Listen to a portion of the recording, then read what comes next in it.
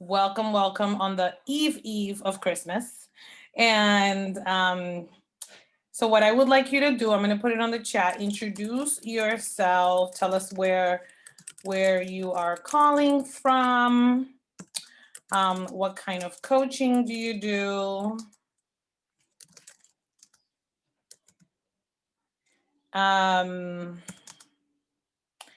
Your win that you want to share, that be professional or personal as it relates to coaching. And then if you want to put your contact info, you want to connect with people, you can go ahead and put it there. So I put that on the chat. And I want to ask y'all, I'm going to tell you all, I'm going to be taking a few bites because, as you know, I am very pregnant and I'm very hungry all the time. And right before I got on this call, I was able to make something to eat, but I didn't have time to eat it.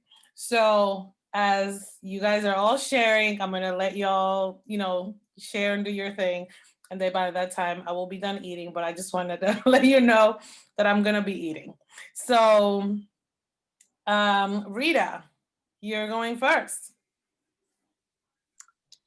Happy holidays, everyone. Congratulations to my co-graduates on the call. So it's been a great week. I'm calling in from Cohasset, Massachusetts, which is just south of Boston by about half an hour or so. And we still have snow and it's really beautiful here. My burgeoning business will specialize in people in the arts who are looking to start the new year off on the right foot, and I hope to coach them in the right direction. Life coaching with a specialty toward the arts. My biggest win for the week, I just have to say, is I uploaded my magazine today, and it was a big win for me. We've been down for months because of the virus, so I feel an incredible sense of relief.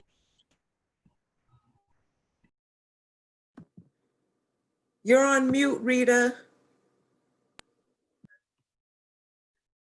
Oh, I thought I cut it off. It did some weird switch in the middle. I apologize. That was me. I did my mistake. Where did it go back on? I turned it back on. I apologize. The last thing we heard is that you were able to launch your magazine because it's been hard during the pandemic. So I had promised myself once that was done and my staycation began, it would be all about coaching.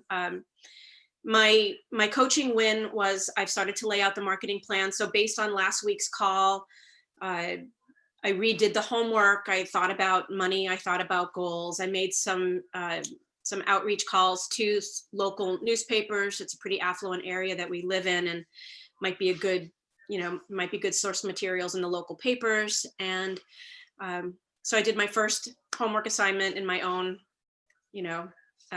my own way. My cat's going to join us, and I'm really excited to get started.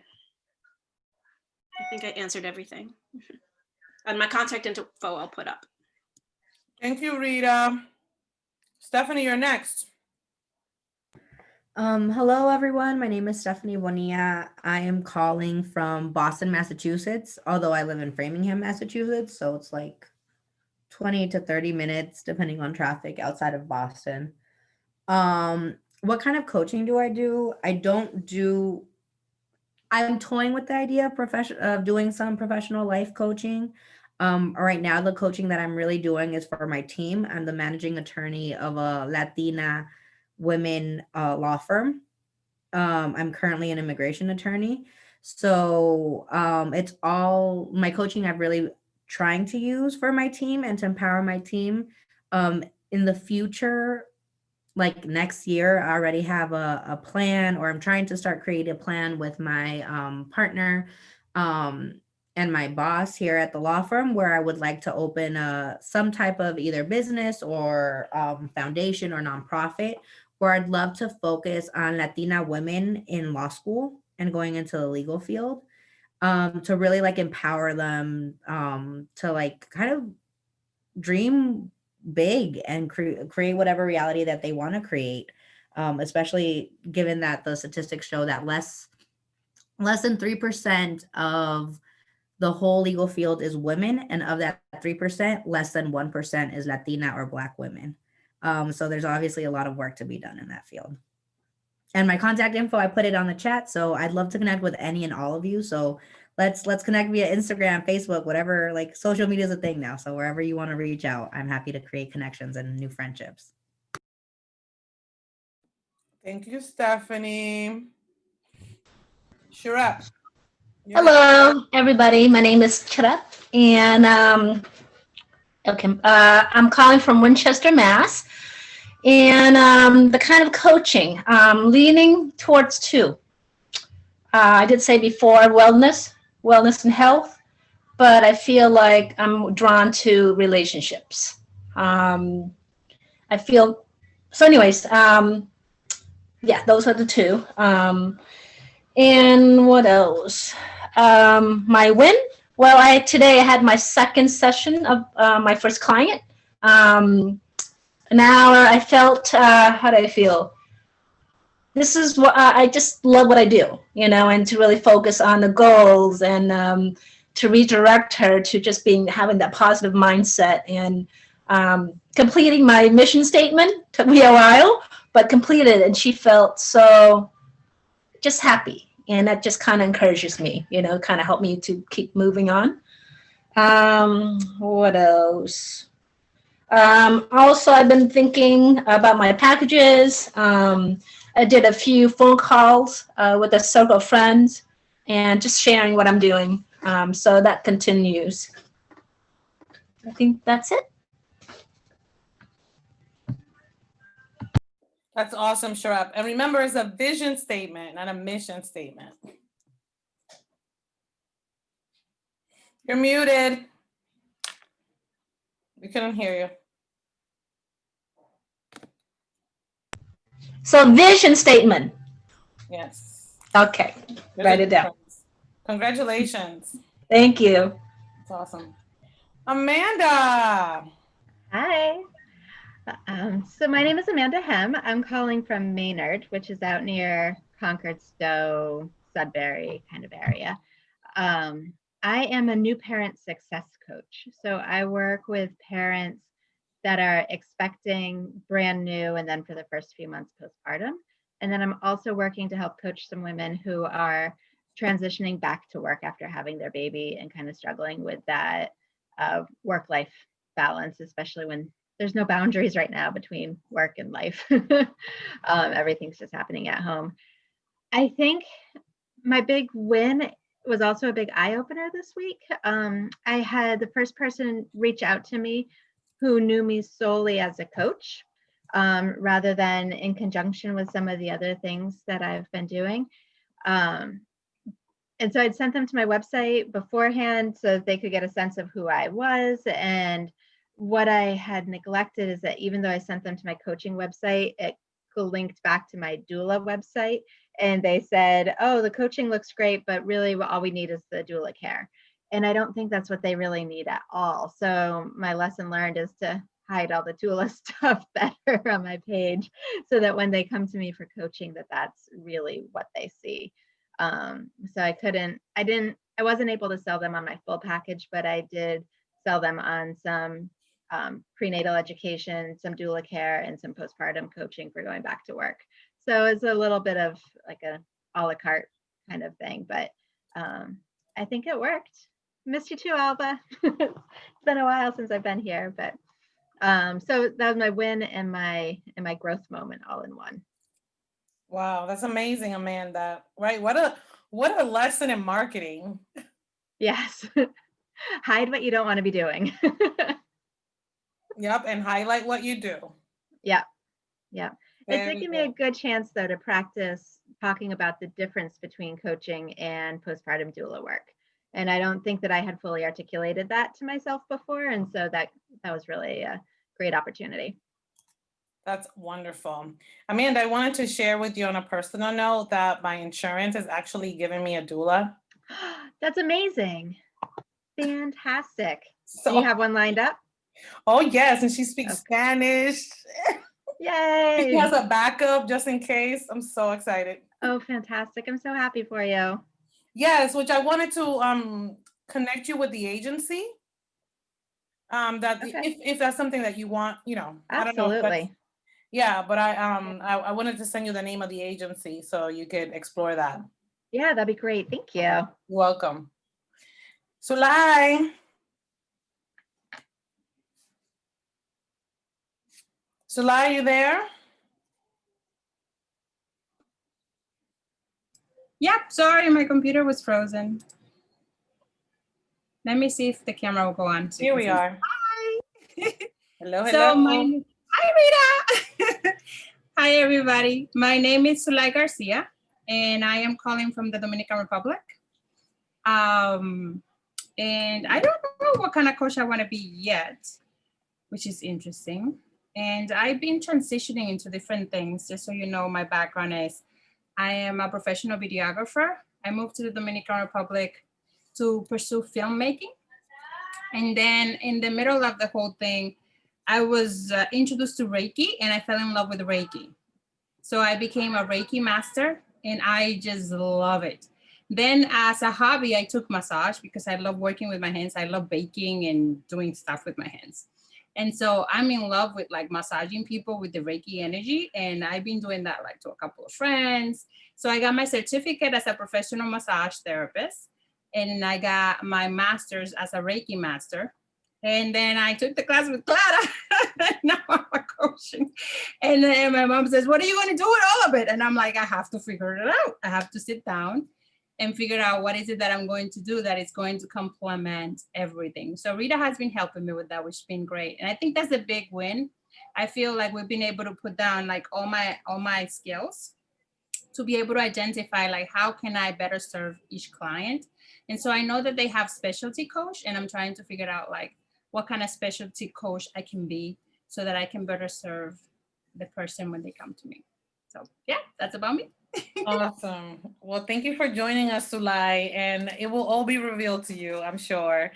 And I just want to commend Rita because she sent me a 30-day plan, and it is the most detailed 30-day plan I have ever seen. So you really lucked out with her. Excellent. You know, I need that. I need things Yes. that are detailed because I get all over the place. So Yeah, I that's told her, I said, as long as it's helpful to Sulai, and if it's helpful to you, then awesome. Tiela. Good evening, ladies. Good evening. My name is Tiela. I am a transformational coach. Also by day work as the now officially YW Boston Senior Program Manager for their Fire Initiative program. So I got a little boost, came with a nice little cash increase too, so I ain't complaining about it.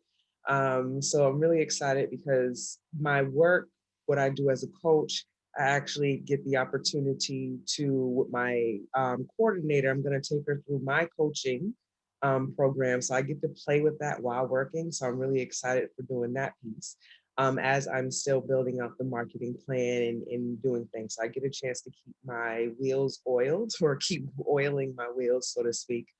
And I also have an opportunity to do a group coaching with one of my mentors, and I get to get back into I work with middle schoolers, but my background is in serving high schoolers and college students. So I actually get to get back to the 18 to 25 group and help them kind of develop a plan to work on a goal. And so get to do a little mini coaching session with them to run through with my mentor. So I'm kind of like aligned and feeling really good. I feel like a couple of weeks ago, I was going through something and I was like, I need to quit my job. I don't know if I'm doing everything.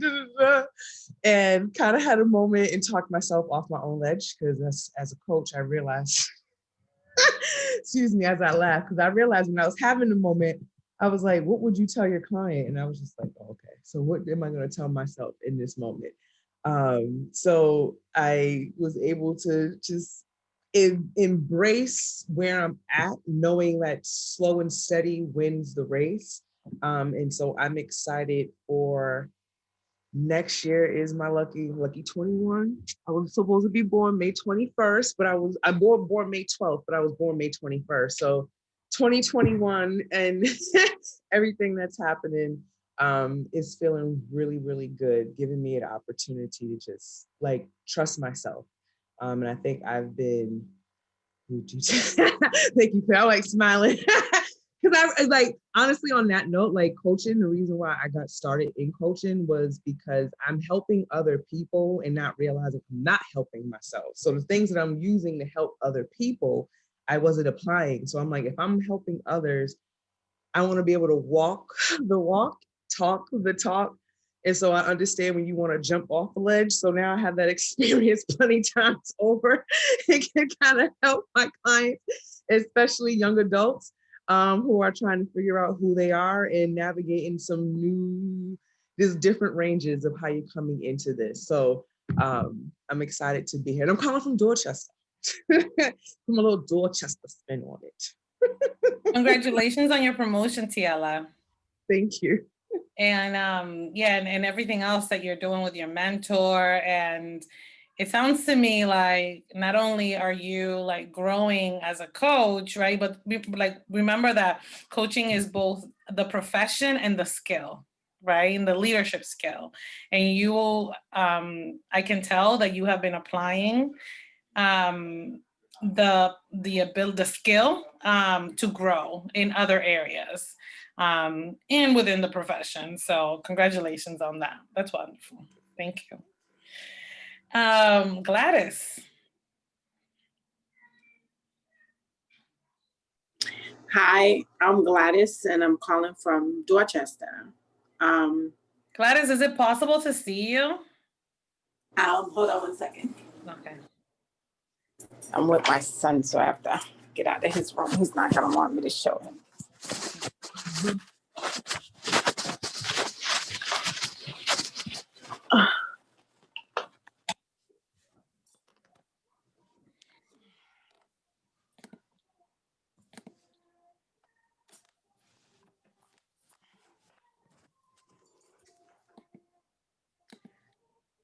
I'm calling from Dorchester, and I would like to focus on financial coaching.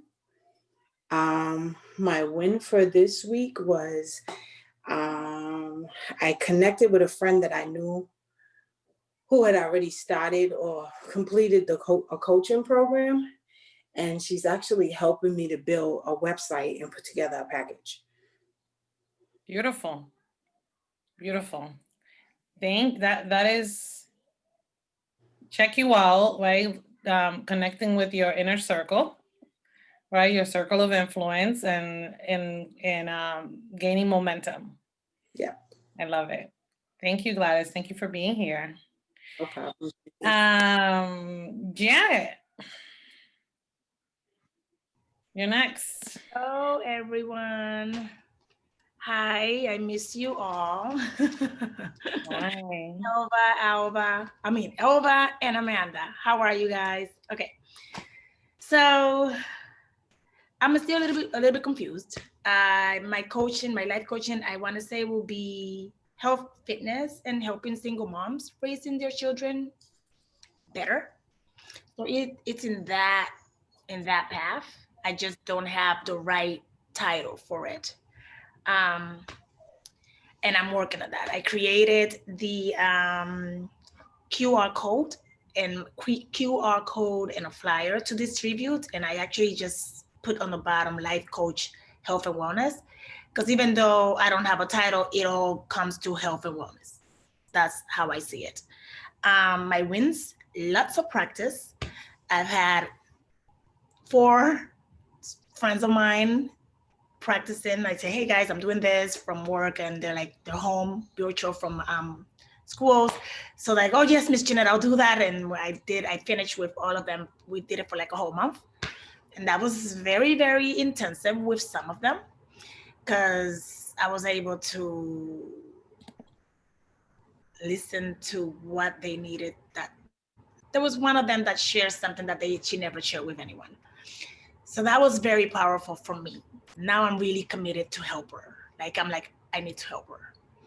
That's pretty much it. My friends, a lot of practice. I created my website with the QR code flyers. It's like postcards that are coming in the mail, and I'm just gonna distribute anywhere and just hope for luck. That's where I am. Awesome. It's so good to see you, Janet. Good to see you Could you share your website with us, Yes. please? And I love like how, you know, over time it's like you are narrowing your focus, you know, so like health and wellness and fitness for single moms raising their children. That is It's really just that awesome. I'm doing so much, Clara. Like right now, I'm actually trying to finish the PT training, personal training, and I'm taking my test in February. So I want to fit that, and plus, you know, I'm taking the master's, and that finish in September. So I'm trying to blend that all in. So it's just time to grow, and I'm really taking advantage of that. I might be Good for going you. right now. My mom is living with me right now, and she's like, yesterday I finished late, and she's like, and I'm like, oh mom, I'm gonna go crazy. She's like, I'm listening to you, and I think you are gonna go crazy. You're gonna be fine. Good for you. Good for you. Keep growing. Keep learning, and you know it's all gonna come together. Thank you for being here, Janet. Thank you. Alba.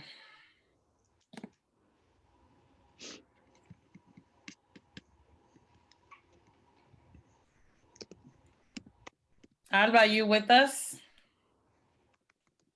Give me an A, give me an L, give me a B, A. Alba. Woo. So, waiting for Alba to come, I will share my win of the week. Gosh, there's been so many.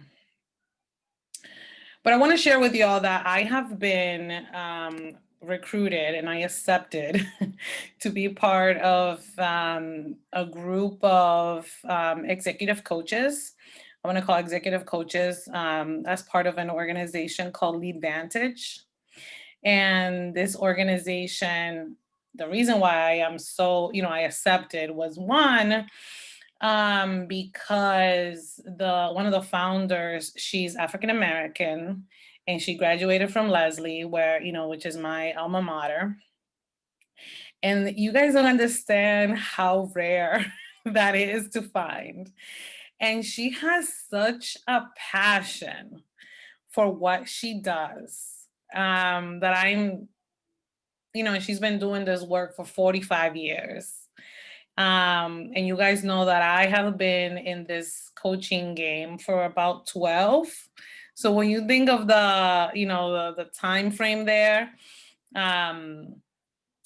yeah, I feel very connected to her, and it's been very clear to me that I really need to work with, you know, I want to, obviously my first commitment is to continue to support all of you guys in your journey, and make sure that you are the best coaches that you can be, and give you, you know, all the knowledge that I can and all the opportunities.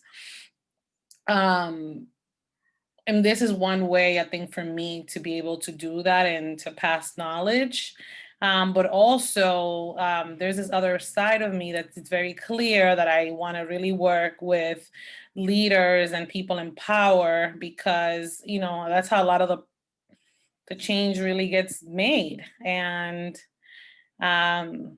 leaders left to their own devices can be very dangerous. And I can see that I can provide a lot of value there. So I'm really excited to join that team. And quite honestly, this is my actual second, you know, I've never really worked for anybody else as a coach other than myself. And so it's been Harvard Business School and then this group. So I'm excited. Thank you, guys. So I wanted to share that. I'll be announcing that soon. Alba, are you here? Are you with us? Oh, she left. Oh, okay.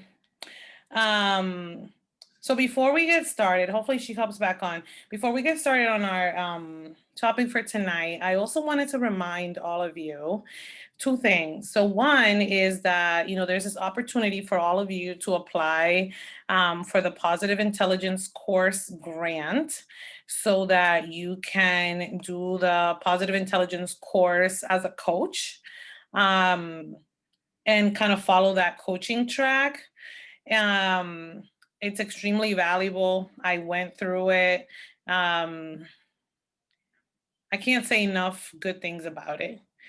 If I, in one word, what I tell you that I got from it was I really increased my sense of equanimity, which is like my favorite word in the whole world, which is the ability to stay calm in the middle of chaos. So considering, that we're in a pandemic and that I am 32 weeks pregnant, I am extremely calm, for what I could be. And I thank that program for that. And so I spoke with the Institute, and if you guys apply, you say that I sent you and that you have a cohort of people that you will be able to form pods with, you will get the grant, and it's $1,000. My private clients are paying $600 to join that program. So please take advantage of it if you feel like it's something that, that you want to commit to. It's 6 weeks. It's an hour. The $1,000 covers the whole program. Yes, Amanda. So it'll be a full scholarship. And so I think you have I sent all the information. And so if you apply, you just let me know. So then that way I have a running tally of who applied. So what it is it's, so you download an app, you spend 15 minutes a day practicing your positive intelligence exercises, which is like a short form of mindfulness exercises throughout the day with different themes to decrease your saboteur, increase your sage muscle, the truth, your higher self, and then build up your self-command muscle, right? To switch from saboteur to self-command. And what's really cool about it is that it follows so much of the same philosophy of what, you have learned in this course, which is the reason why, I'm recommending it. But it gives you very simple language for you to also be able to share that knowledge after you apply it to yourself with your clients. Has many, many different applications. So it's 6 weeks. It's 1 hour of instruction a week through video that you get every weekend. And then you create a pod with 5 of you that is going to be self-led. So you guys, will lead it yourself. And you guys will meet, for 45 to an hour a week to discuss your learning. So that's what that looks like. So I really wanted you guys to take advantage of that. And then the second thing that I wanted to say is that I have, some of you are already listed in as a referral partner in my Clarifying Coaching Institute. And so if you feel ready to have me refer clients to you, please let me know, send me an email, and I will send you the questionnaire and kind of everything that we need in order to list you, on there. Clara, can I invite other coaches I know, or is it just for Clarifying Coaches? So Amanda, right? I've been playing around with the idea. And for now, because of my, and other coaches have contacted me, like, can I be listed? My capacity right now. I don't mean for the listing. Sorry, that was a comment I forgot to hit enter on, but for the grant in the programs. You can. Okay. Yep, you can. However, like you will get preference because you Because I'm say connected came to through you. me. Yeah, because the program, like there's so many people that apply, but yeah, you can totally refer them. But when you apply, make sure that you said you came through me. Okay, Okay. perfect. Thank you. Yep, you're welcome. Okay. Um, all right, so with that, let's get into tonight's topic. So what I was hoping that we could do was more have like a conversation. So I didn't create a formal presentation or anything like that. But what I would love for you to do is pull out a piece of paper, a pen and paper, because I'm going to ask you some questions that I would like for you to write down. Okay, and write down your answers. So let me just pause the recording for one. All right. So let me give you, okay, Amanda had to jump off. Okay. So let me give you kind of the framework for what we're going to cover today. All right. So when I ask you, when I say the word money mindset, right, what comes to mind for you? So that's the first question, right? And like if something comes up, feel free to, write it down. And if you want to share it, you can put it in the chat. When I talk about money mindset, right? The way I want to frame this is for you to think about when you were a child, right? When was the first time that you actually thought about money? Right? When were you like cognizant of like, oh, money? Right? And was that a positive experience or was that a negative experience in your childhood? And because we all start, the way that we feel about money, the way that we manage money, the way our relationship to money has everything to do with how our money blueprint was created when we were a child. So in order for us to heal that, right, we have to just acknowledge it.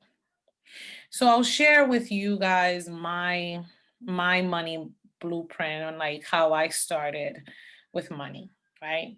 When I was a child, I lived in the Dominican Republic and I was kind of like in the middle of this paradox, a dichotomy between my father's side of the family. My grandfather, who my dad worked for, owned like one of the biggest shoe factories in the Dominican Republic. And he was so wealthy. Like, I remember, that on Saturdays, my mom was his accountant. So I had all these privileges. Like when my grandfather would design children's shoes, I would get the first sample.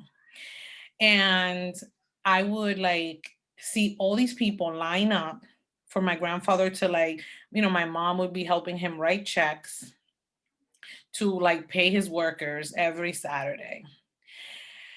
However, he had like multiple cars, and with that also came like multiple women, and his moral compass was just not there. But he had all this money. And then people used to talk so bad about my grandfather that I was like, oh my God, like if people have money, like my thoughts as a child was, if people have money, does that mean they're bad? But he's not bad to me.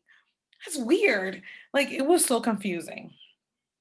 Then my mother's side of the family, my grandfather had, gosh, like it was like 15 kids in this one little house. And what he did for a living was he had his own business where he, this is so unique. He used to buy eggs from like a really big market and bring them all to the house. And then he will like re-clean them and repackage them. And then he would go and sell them to the local bodegas. And even though like, in a sense, we were kind of poor, like we were poor, I never saw us as poor because like my grandfather was the most generous person from that side of the family, and my grandmother, the most generous people you can think of, right? And so one example of their generosity was that every time that they would cook, they would save a plate of food in case somebody came from the street and was hungry. Like they will always have that extra plate of food, even though they had 15 kids. And I will run, I cannot even tell you how many grandchildren would be in this 2-bedroom house at one time. Like the house was always full of people. So I was always, I was growing up, I was like, but look at them. Like they don't have that much, but like everybody loved them. Like there was always friends around. It was like just such a genuine vibe. And I would ask myself, man, is it better to like not have much because then people would love you? I was so confused. So I grew up with like this battle in my mind around, can you be a good, loving, genuine person and still be wealthy? Okay, so that's my example. So then I invite you to think about, is there like what, and at that time I was 6 years old, 7, around there. So that's like where my money mindset, it was like based on confusion and contrast. So I invite you to think about when was your at what age did you start to become aware of money, and what were your thoughts around money? So I want to stop there and see if would anyone like to share theirs briefly? Tiela. Okay. It's Okay, funny, Tiela. as I'm sitting here listening to you, I feel like, so my mom is American. Tiela, you have to speak a little bit louder because I'm not able to hear you. No, gotcha. My mom was born here in America, in upstate New York, and my stepfather is Haitian, so I didn't live with my father. But I literally was just writing down, like, the mindset that I've had was, it was just work and pay bills. There was never a talk about saving, never a talk about having fun, never talking about doing things. It was definitely, I say scarcity. I think it's scarcity mindset. So it's like, they get the cheapest that you could possibly can. So it's like, I know how to bargain hunt. But if I walked into a store and it was like, oh, a $500 purse and I had the money in my account, I'd be like, I ain't spending no money on that. Like, I'll still be like that, as opposed to if it's something that I think is really dope and I'm like, I love this. This is classic. And I'm like, oh my gosh, everything that you said was just making me think. And when I was a kid, I had an experience where I stole money from my stepfather. And so I had got in trouble. And so like the conversation around that, I don't know, it just made me feel like, if you ain't work for, like, one, I know that stealing is bad. So it's not, I started, as I got older, understanding like relationships and how that impacts people. I'm like, oh my gosh, I don't want to hurt people's heart or make people disappointed. But I don't know, like I have a hard time. I feel like always like, what is it? Money burns through your pockets, or as soon as it comes, it goes, or whatever the case. So I'm thinking about all these different things. And sometimes I feel like if I have too much, like I have money in my account, I'm like, oh, what do I do? What do I have to do? Well, I haven't done this and I haven't done this. So it gets me spending in a way that I feel is unhealthy, as opposed to like, now I'm starting to think about different things like, well, what if I want to go on a trip, or I want to buy a car, or I want to have a down payment for this, or like this. And it's like, okay, how do I take how do I shift the Right. thought process around that? Mhm. So that I was like, money, what comes to mind for a money mindset is like abundance, responsibility, but a ability to able to respond. So I want to be able to respond to my family if they needed something, or a friend or whatever. I want to be able to give to young women that I'm working with. So like, that's kind of like how I want to feel the energy, but it still feels like, I don't know if I have enough. So that's where I'm at. Process. Yeah. Thank you. Thank you for sharing that, Tiela. Thank you for sharing your experience, because most of us, yeah, we have this like all of these different experiences, right? That and this is, just giving ourselves permission to look back, right? It's like, wait, why do I feel funny about money?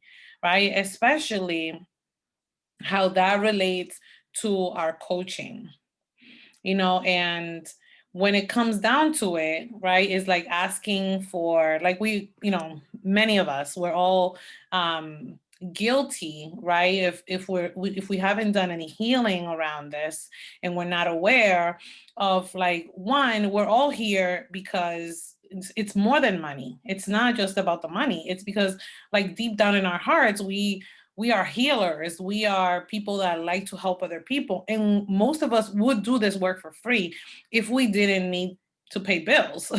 But in the world we live in, right, is like that's what we need. We need to set an exchange rate, right, for our energy.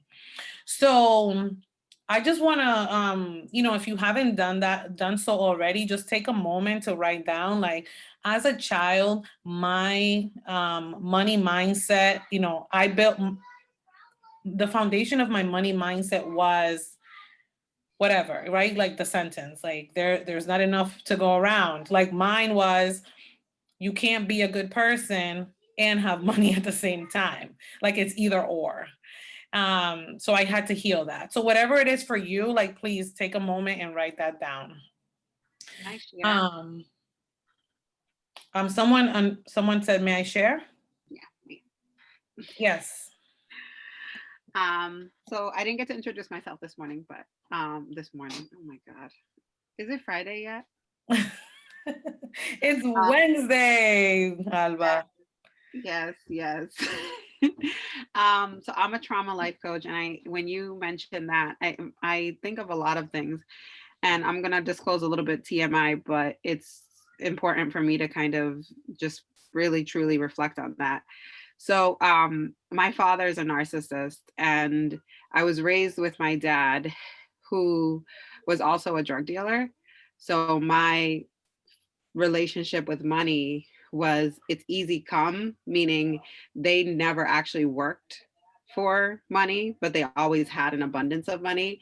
But my dad, with his narcissistic ways, he would always say to me, especially when I was young, I was 5 or 6 years old, he's like, this money is mine. I I worked for it. It's not yours.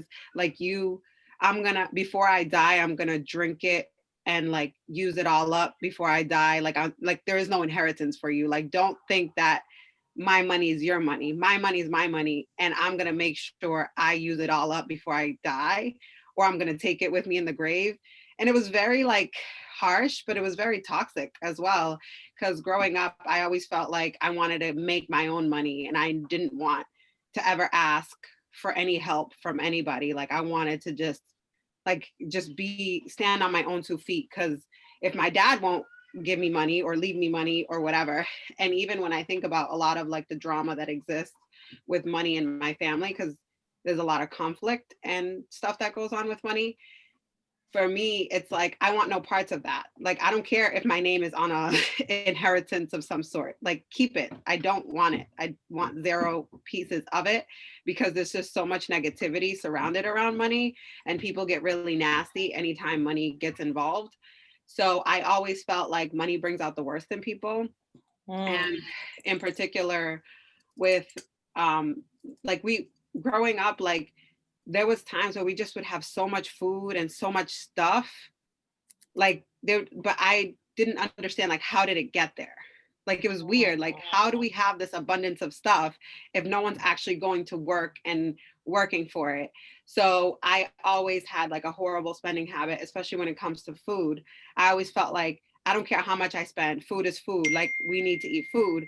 So I would over shop and always make sure the fridge was full. And sometimes I would spend $500 in groceries, but I had no concept of price. I didn't care how much it cost. I felt like, but they always had like either food stamps or money that was just easily come. So I always felt like I had very poor setup to be successful when it comes to money management, because I don't know how to balance a checkbook. I don't know how to pay any bills. I have no concept of any of those like foundational things. Credit, what?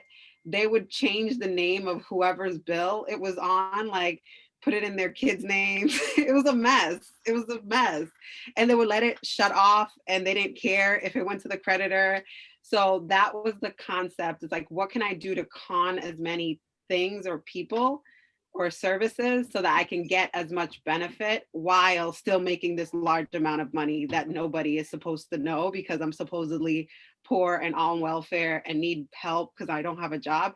So it was very strange. It was very chaotic for me, and trying to develop a new money mindset and a new foundation for myself. I realized that I have no foundation. I'm just constantly like making mistakes that I then have to like put out a fire.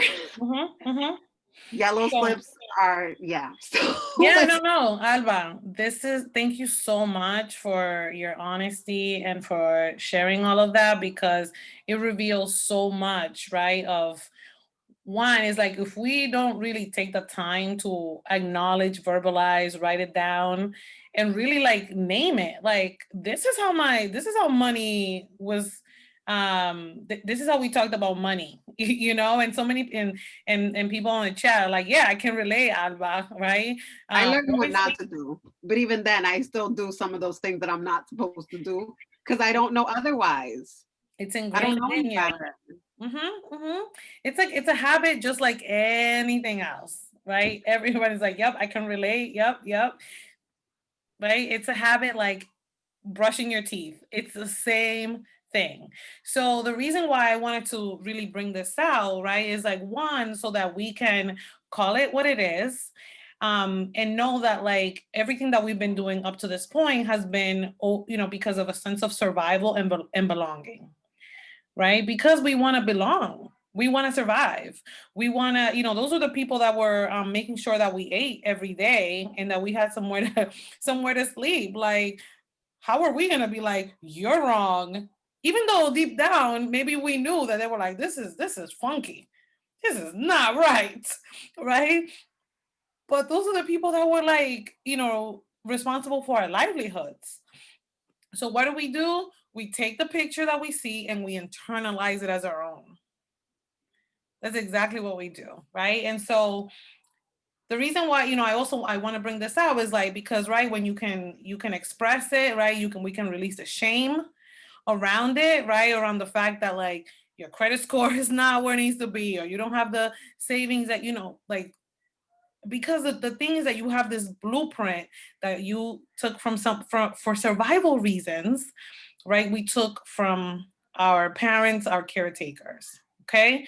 So foundation. Now we are adults, right?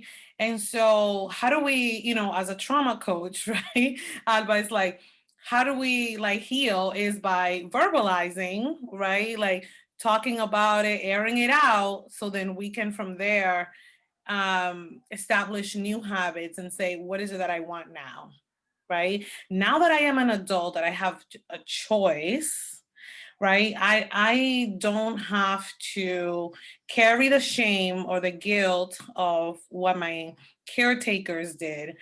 I can create my own, right? And release the shame, because so much of like why we are not where we are is because we feel guilt and shame around what we haven't done. However, that guilt and shame, right?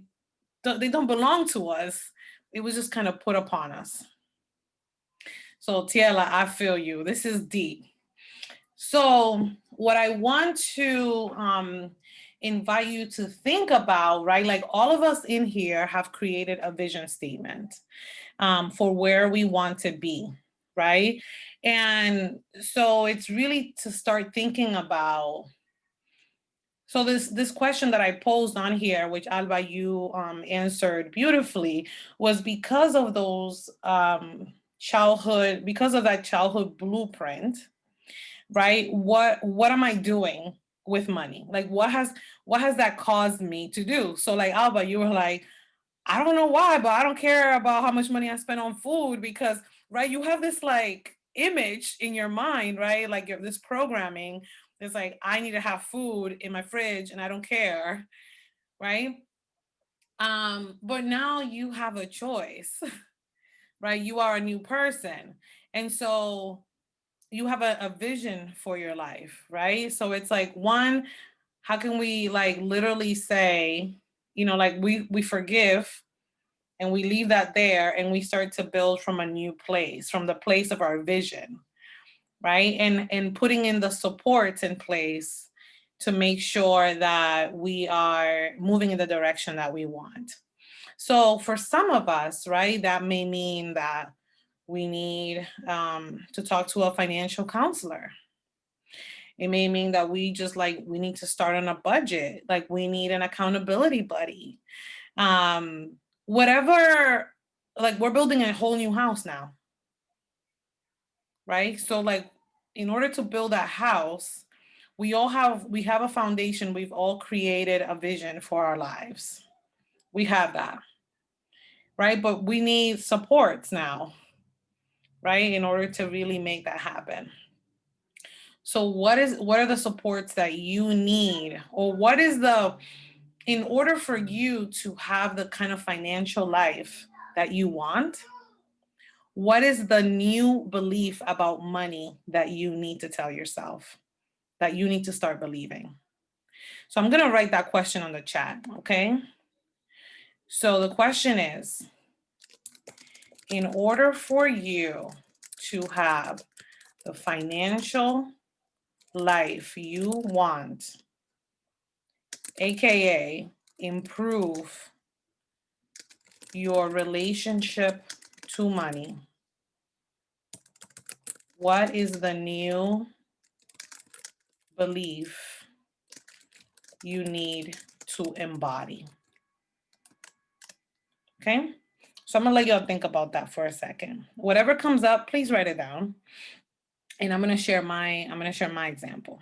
So because I was so darn confused between like, can I be a good person and can I also make money, right? My trajectory was, I'm gonna get myself this like corporate job. I had all these corporate jobs that I was just like climbing the corporate ladder.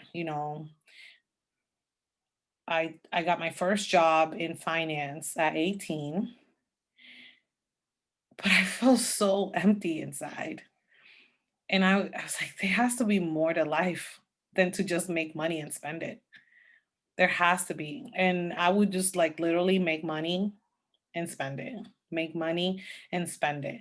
And there was no connection between like my fulfillment and my value and my contribution and what I was getting back, right? That was the result of my confusion around money. Those were my actions.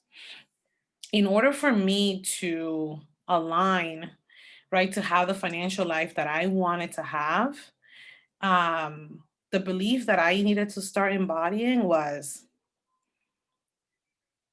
your passion, your purpose in life will make a way for you. You will be compensated in relation to the difference that you make in people's lives. I did not get that from my caretakers, trust and belief, okay? Even to this day. My mom is a teacher, but she's not making like tons of money. She's more fulfilled than anything else, But I had to completely come up with a whole new set of beliefs, like reparent myself. So the question here is like, what is the new belief? Right? That my new belief was my talents and my passion and what I care about will make a way for me. And I had to tell myself that a lot because that was not my foundation. My foundation was titles, going up in the corporate ladder and not caring about, moral values or fulfillment. So what is that new belief that you need to start thinking about? That you need to start building in yourself, because that can be, beliefs can be changed. You can implant these new beliefs. And it really does start there. So I'm gonna stop talking for a second. And whatever's coming to your mind, get it out of your head and put it on paper. Okay. Sure, said, my new belief is that I am worth it. I'm worth getting paid well for my services, and I do not need to feel shame for charging people. Right.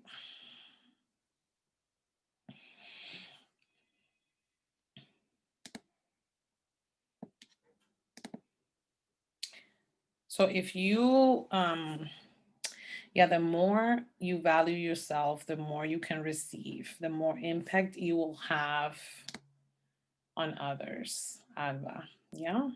Can I say it like what I'm thinking? Because I don't think I can make a really concise statement like everyone is making. Yes, Stephanie. It's awesome. So I grew up in Honduras. So I did not grow up in the US. And my dad was an alcoholic and a drug addict and still is. And my mom was in multiple very violent DV relationships.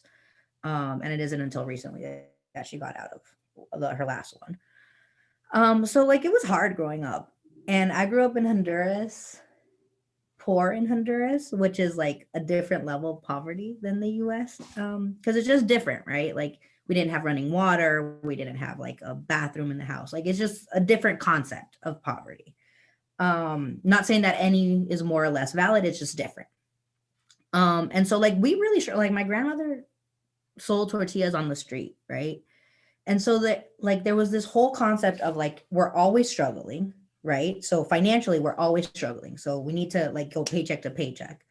But there's also like if I got some extra cash, because let's assume, I mean, now that I think about it, that's interesting. But like sometimes neighbors would come over and just give me cash because we were like the poor family in the neighborhood.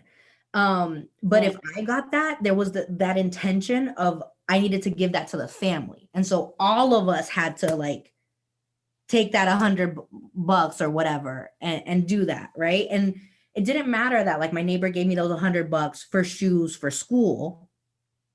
Right. That's $100 that like could feed all of us, or we could go to like a version of like a TJ Maxx type version, I guess, and get clothes for all of us, And so I think for me, like the belief is definitely, so in all of this, I learned I'm not worth it unless I'm part of this community, right? I'm not worth it unless I'm building with this community. And then second, like my needs kind of got overshadowed because it was this bigger group, which I think personally being Latina, there's value in community, right? There's value in a network, but there's boundaries. I think there's boundaries, right? So that you don't get lost in that community. So for me, a belief, I guess now that I'm saying it out loud, maybe comes out a little bit easier, but it's definitely that like knowing your worth and at the same time, like creating those boundaries that allow you to feel secure while you're also bringing your community up, because I feel for myself, I struggle with that balance of like giving back and bringing others behind me or around me along, but then I kind of neglect myself and what I want, Yes, beautifully said, Stephanie. And I'm sure that many of us can really identify and empathize with everything that you just said. Now that you have voiced this so beautifully, right? Like, and having and like being clear, right, on that vision for your life, what would you say is the new belief that you need to adopt in order to move towards that vision about money?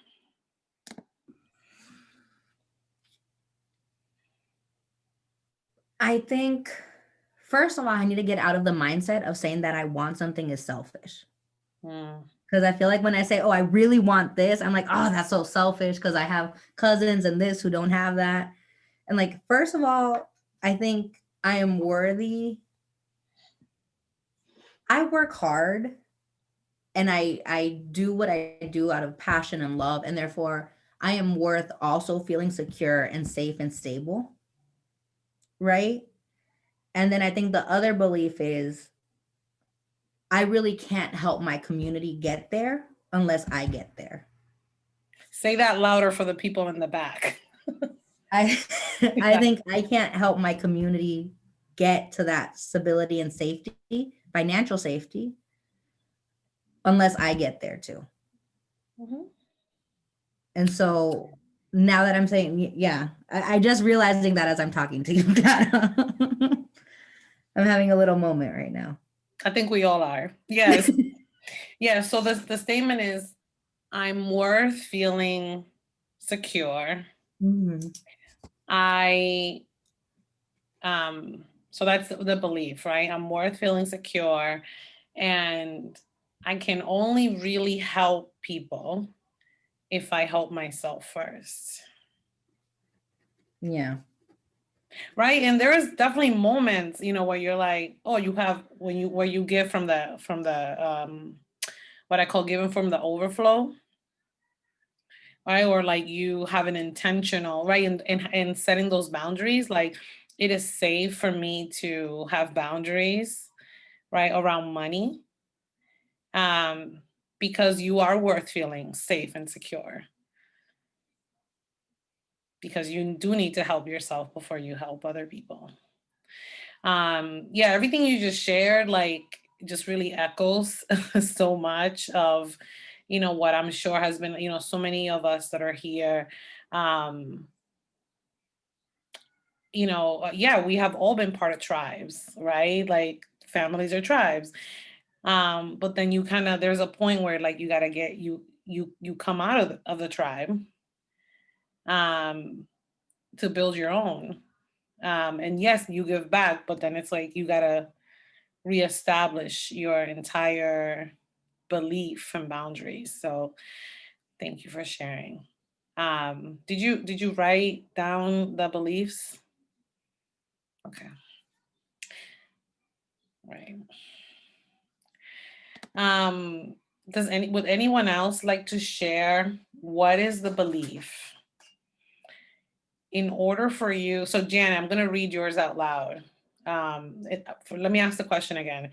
After I read Janet's, if anybody else would like to share, what is the new belief that I need to start enforcing in myself in order for me to build the financial life that I desire? I'm going to say two things in addition to that, right? Because we're almost closing. So two things. Number one is, remember the workshop from last week, okay?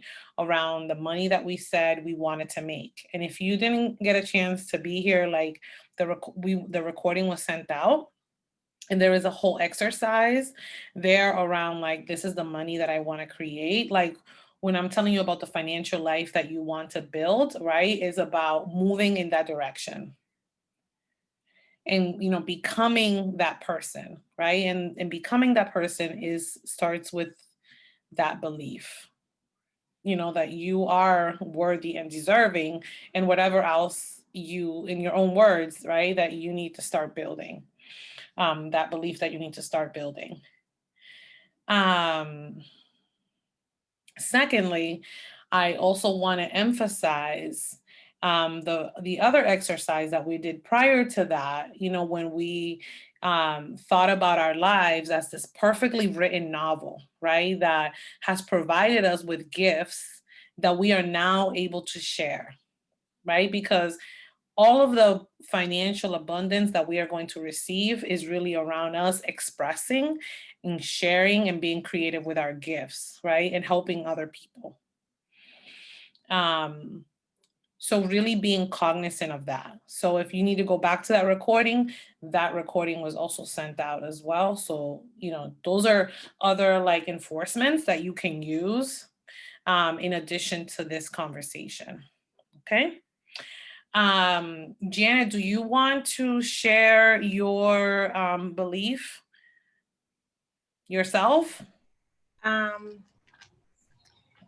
If I go back to my childhood, it's I can take a little bit of everybody that I spoke.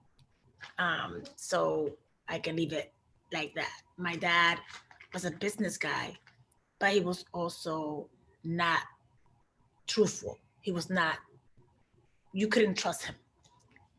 People in the neighborhood would trust him, but I knew that he was not trustworthy because I knew what he was doing, being his daughter.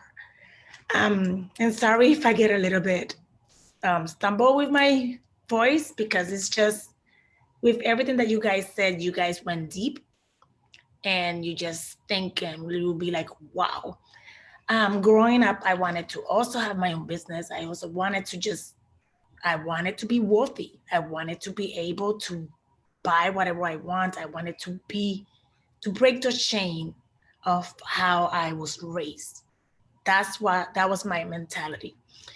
And as I was growing up and adult and having a good job and going to school, blah, blah, blah, with kids, because I had my kids early. I had my kids at 18 and 19 years old, but I still wanted to achieve what I wanted to accomplish. I still wanted, like Elba said, help others. Was it Elba? No, I think it was Stephanie. You wanted to help others. Like, oh my God, I have achieved all of this and I continue to help. Even the father of my kids, we've been separated for so long and I still help his family. And I had a partner, like a relationship 5 years ago, and I had a problem with him because I still help that the father of my kids' family. He's like, when are you going to detached? But it's because they needed me and I was able to. And right now, I still am, but like, who said it? I think it was Stephanie too. You have to help yourself in order to be able to continue to help others. But sometimes you really have to say, enough is enough. So that's where I am right now. Right now, I'm like, okay, I'm healing, I'm growing, you name it. And I know I am. And listening to all of you guys and all the other courses that I'm taking is just, I know that I'm just opening up all these wounds inside of me and growing so big that it's just gonna be for best. Right now, I don't have a job. Right here, I don't have a job. I do, and I don't. Why? Because I'm not gonna allow myself to not create any income. So I'm pulling for every little thing that I am able to create some income, because you need to survive, right? But I know that 2021 is going to be big, and I have it here. I know that whatever is coming is going to be. And Clara, I did the first year marketing plan. I created it from the video that you shared last week. And you guys said 100,000 a year. Somebody said 200,000 a year. My vision statement, with my alignment, you have to be in alignment with your vision, right? And it's 360,000. I don't know how, but I will. I will. Yeah. It's not gonna be easy, but I will. And if you put that mindset, you will if get. If I If I put my mindset there, I will get there. It won't be as fast as you want it to be, but I will get there. And that's So Alba, so the Alba, Janet, to everything you said, I'm like, yes. So what is the belief, right? Like, tell me the belief out loud. I want to hear it from your words. What is the new belief that you need to adopt in order and embody? I'm worthy, deserving, and capable of. I'm worthy, deserving, and capable. Like anybody else is. Like anybody else. Anybody else can do that. That's my morning affirmations. And I say it every single morning with the $360,000 in mind. Sounds in my, it's just, you have to, it's just like, it's reading all these books, and it's just, you can do it. You guys can do it. Yeah, you can do it too. So with that, right, it's 7:18, right? And to close this out, okay, so first I just want to thank everyone for their vulnerability and for sharing, and because the more we can voice these things, the quicker that we will be liberated, right? And then we will liberate each other.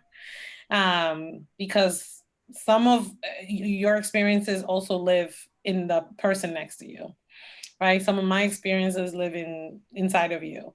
So thank you so much for bringing your authentic, true self to this conversation. I want to just remind you that anytime that you're feeling discomfort, right, around money, asking for money, setting prices, right, give yourself grace, right, and know that there's nothing wrong with you, right, that this is the programming, right, that you have adopted, and that what we are doing, right, from this moment on forward, and what we have been working on is inserting and embodying a new program, right? And so the floppy disk to that new program, you know, which I wanted to leave you all with today, was what is that belief, right, that we need to insert? Because it's all of it. That's where it starts, right? So we can make that into a mantra, record that, write it down, put it somewhere, and repeat it to yourself, looking at yourself in the mirror, right? Y'all know what you got to do, right, to make sure that you are reprogramming your mind around the belief that will support you moving in the direction that you want to go. Ease and flow is the name of the game. Ease and flow. Ease and flow. If you're not in ease and flow, there is the programming, the old program is taking over, right? Ease and flow. Because if we know where, you know, we are clear on our gifts and our value, right? The value that we are transforming lives here, right? And that there are billions of people in this world, billions, right? Not thousands, not hundreds, billions of people that are waiting for our help. Mm-hmm. The sky is really the limit. And there is enough for everyone. There's more than enough, because every single day more is being created. So I just want to write, you know, make sure that you guys write down what is the belief. Please don't keep it in your heads. Please put it on a piece of paper. And then I just wanted to close this out by asking you, when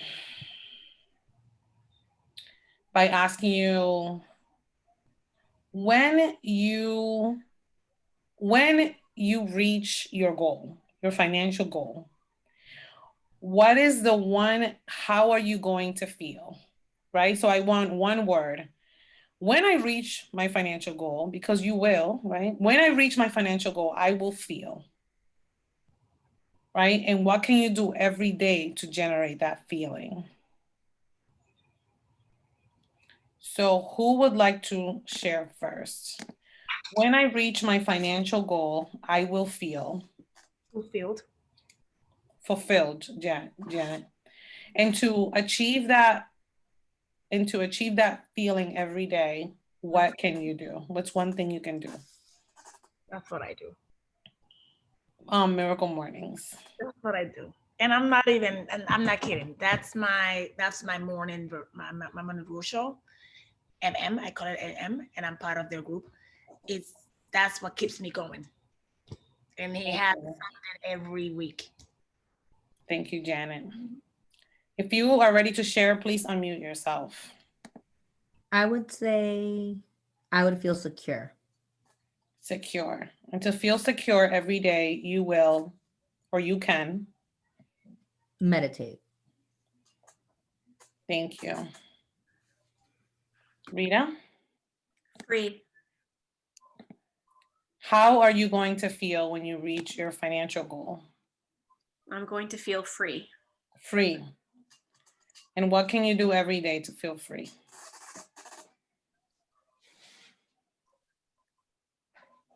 Think bigger. Think bigger. Okay. Who would like to share next? Thank you, Rita. Sulai. I would say balance. You will feel balance. Yep. Balance or balanced? Balanceada. Balance. And what can you do every day to feel balanced? Pick my battles. Pick your battles. Can I get that in like a positive statement? Instead of picking your battles, you are going to be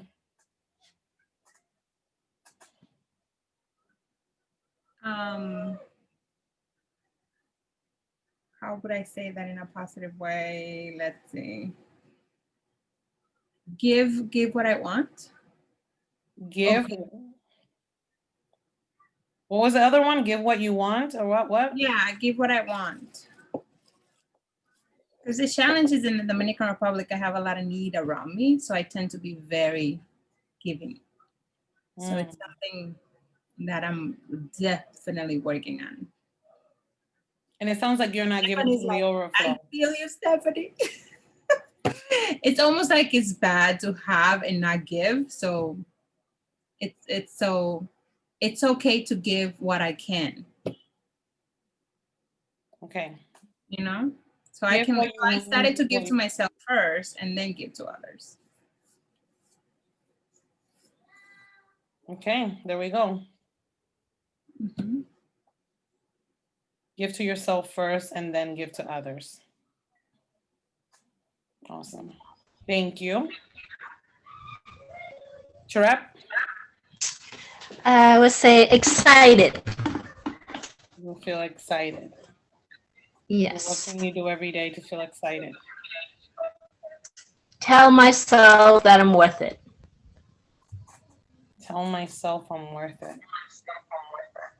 Thank you. TL, are you ready to share? I'm over here puzzling. I don't know. I don't know what comes to mind is like satisfied, just as satisfaction. And then what's your next question? What can you do every day to feel that way? I wrote compassionate discipline. Like I still, like there's still this level where I have to show up for myself and be committed to what it is that I'm saying I want to do for me. But I know I'm going to need some compassion to do that because I'm hard on myself. So I think compassionate discipline is something that will help me feel satisfied because I'm doing what I'm doing and I'm showing myself compassion along the way. So if I bump along the road, I won't go, well, see, da da da da. That whole voice comes back in. That brings a smile to my face because I have this poem where I like talk about compassionate discipline. I think the poem is called Encouragement. And so it's like part of it's like compassionate discipline. So I've never heard those two words used before. before my poem. I can totally appreciate that. Thank you, Tiara. Gladys, how will you feel once you reach your financial goal? And what can you do every day to feel that way? I would feel liberated. Liberated. And what I can do every day to feel that way is continue on the path that I'm going and stay consistent and hold myself accountable. Mhm.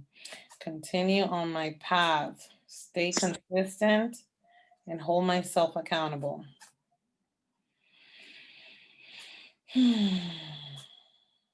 Well, my word is peace, and what I can do every day to feel that way is, I mean, I do these, I exercise my mind with short meditations with the PQ, with the positive intelligence app, and I'm very intentional. So that's what I can do for myself.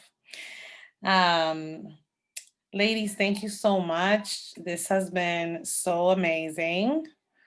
I am so truly grateful for all of you and for sharing your experience, because we all learn from each other. I hope that you all have an amazing Christmas or holiday, whatever way you celebrate. And that you can reflect on all the abundance that you already have, and all the ways that you are already worthy. Yeah, and I'm just extremely grateful for all of you.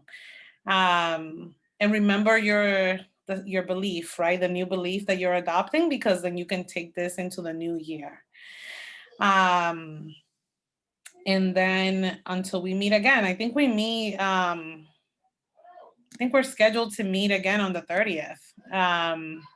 Yep. So I will see you next week. Have a wonderful holiday, and thank you. My heart is so full. Have a wonderful night, everybody, and a beautiful holiday. Bye, ladies. Much love. Thank you. Bye, Rita. Thank you very much. Bye, Bye, everybody. Bye, everyone. Bye.